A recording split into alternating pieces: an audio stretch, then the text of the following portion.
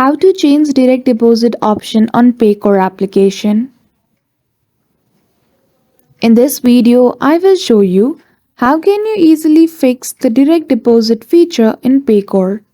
So without any delay, let's get into it. For that, firstly, I'm here in the support and service website of Paycor. When you scroll below, you will see the option of update direct deposit. Simply click on the plus icon beside it and then you will be able to see how can you easily enable the direct deposit. So as you can see, in the first step, you need to go to the profile summary in your Paycor account. After that, in the left menu, click pay and taxes. Then after select the direct deposit account and then you can update your account information to direct deposit. So that's it. That is how easily you can change direct deposit on Paycor account. So I hope you found this video helpful. If you did, don't forget to give it a thumbs up and subscribe to our channel for such tutorial. Thank you for watching till the end.